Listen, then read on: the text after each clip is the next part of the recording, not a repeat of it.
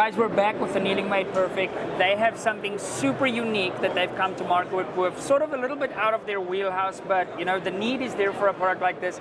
Matt's gonna take us through it again. Matt, show us what you built. This is, I think, super, super cool. This is, I built this out of frustration. Yeah. I've done a couple of PRS events now. I'm by no means an expert, I'm very novice at it. However, the thing that frustrated me quite a bit, and also back home varminting, you get certain situations or stages where you're elevated firing position and you've got a depressed, you've got a downhill slope to shoot down.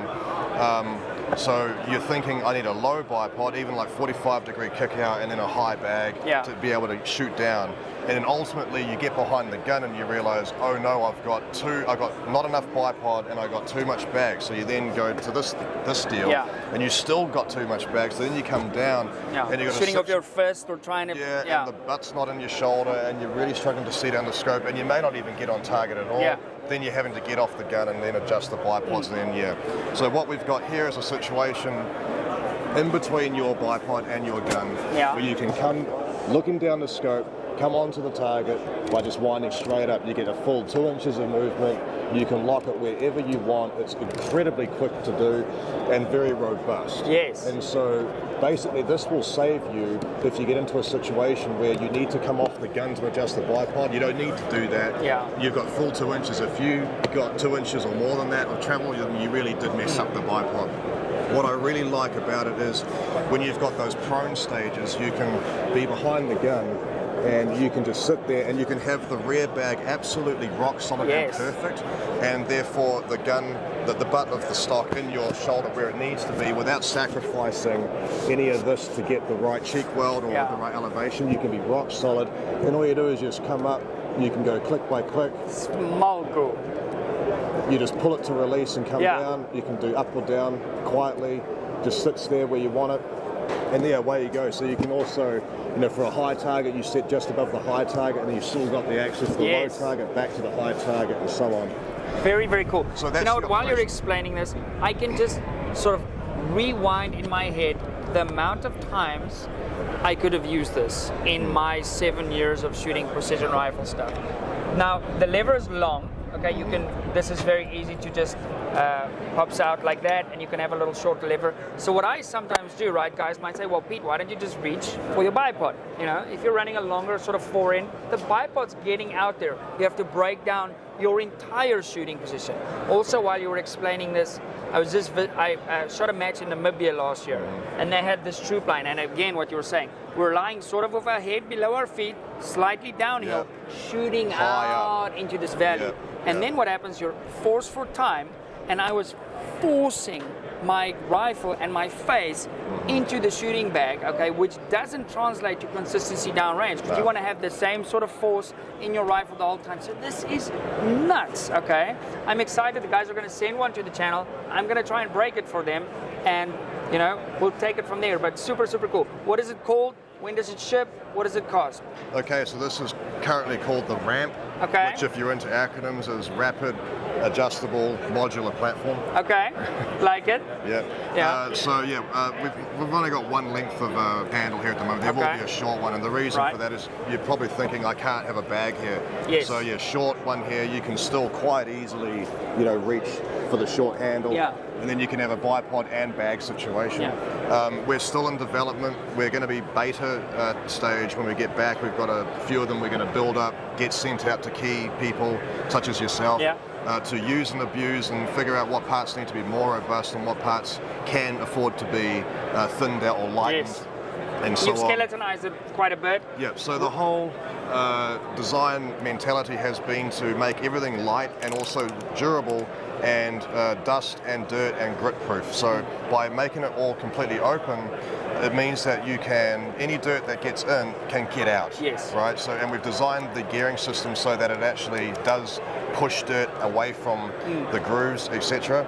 So we have thought about that. So it is very satisfying to adjust this guy. the little indexing clicks. It's going to be loud of all the background noise, but it's almost like an ASMR type of thing, like adjusting this. Is super cool. And of course you can pull it and come up and down quietly as well. Right, okay. Yeah. Just out of interest, if you're wondering, this is a Gavin Gear Ultimate Reloader rifle. I saw the serial, yeah. So serial number 1. And obviously a Gen 3 Razor. Yeah, this is the rifle he built for you guys with his. That's if you guys follow Gavin on his Facebook, he had this beautiful layout.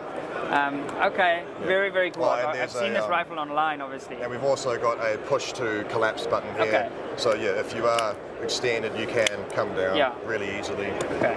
So. Okay, now RAM. We sort of went on a little tangent. Story of my life. When is this ready to go? Date? Or we'll see after beta testing, I guess. Yeah, we can't really honestly have a confirmed date, but it will be after it'll be sort of later this year. Okay. Past the mid part of this year. And it's obviously difficult to price something out before you've worked out production, but you guys probably have a figure that you're aiming towards, pun intended. We have a goal. We're looking at around 5 to 6. Okay. We already know based on the current build that's going to be around where it is. Okay. Some parts we can probably make cheaper in some parts, but yeah, it depends on beta testing and what we need to do. But yeah, our goal was to be sort of between a expensive bipod and a more affordable one, somewhere in there. Okay. And we may do a premium like titanium or something, we just don't know yet, depending on how the needs of the user. Yeah. So. In a hunting situation, you can see why you would want a titanium one. Something I want to touch on earlier, you said with the bag, if you're sort of shooting positional stuff, very seldomly do I find myself in a position, if I'm going to bag a stage, I'll just bag a stage. Right. I wouldn't, if I was going to use my bipod, I'd rip the bipod off by the time I get to the bag, and so that's kind of the compromise you have to, when doing your stage planning, decide, like, am I going to, potentially try and level out a bipod on something, or am I just going to go bag and have sort of the maneuverability? So that wasn't even a concern for me. Okay. Yeah, this is going to be 100% for me. I'm committed to shooting a stage from a bipod, and I don't want to be forcing rear bags and stuff into the ground. And oftentimes this happens, like there'll be a big target, a little bit further away, and you got to decide which one of your two positions you're going to compromise, right? So this eliminates that, and I think it's super. I want to try say the word innovative again. Yes, nailed it. It's very cool. It's very unique, and yeah, I'm excited to get hands on it in real world situations. Awesome. Just one quick thing, I don't know if I mentioned it. This is currently set up with Arca Rail. We also have Picatinny and your sling. So this bipod we didn't build this. So you can put any bipod you want as long as it fits these systems. We're looking at M-Lock, but we haven't quite started on that yet. But, There was something I wanted to ask you now, but I've kind of got a little bit sidetracked within my own mind. Oh yeah, quick release. Yes, quick release. It won't have this one's got a knob on it at the moment. Yeah, it's got a knob, but that was a placeholder just until we can figure out some a more easier solution. So it's going to be a quick release lever, so you can get it off and on quickly. It's going to be adjustable and ambient extras, so you can be either side, have the attachment lever. Yeah, that's what I wanted to mention. I found it. Adds 2 inches to your bipod to have this system. And your bipods, obviously, are going to sit a little bit lower because it's like Arca on Arca, but it's designed in a way where it's not this crazy height thing you're going to be dealing with. That's pretty extreme. Most of the time you're down sort of here. It's micro adjustments, You're out by a little bit usually. So. Just the fact that you can stay on your gun, stay in your scope, and like with minimal effort, do that it's super cool. Yeah. Awesome. Well, I've used it at the last gap grind. It really helped me out. I've been using it at home with the varmint shooting that we do. Getting over grass again, like you, downhill and up the thing. It's been really helpful. Awesome. Matt, thank you so much. I look forward to playing with the ramp. Guys, make sure you keep an eye on the Annealing Made Perfect Facebook page, and we'll keep you informed when this hits the market. Very, very cool. Thanks. All right. Awesome. Guys, thank you so much for checking out today's video. We offer a whole bunch of online training, step-by-step guides from reloading, practical precision rifle stuff, long-range shooting. We've got a wide variety of courses. Thousands of shooters just like yourselves have completed these courses, and the results have been amazing. So check those out. They go a hell of a long way to supporting the channel. With that said, like, comment, share these videos, and I'll see you in the next one.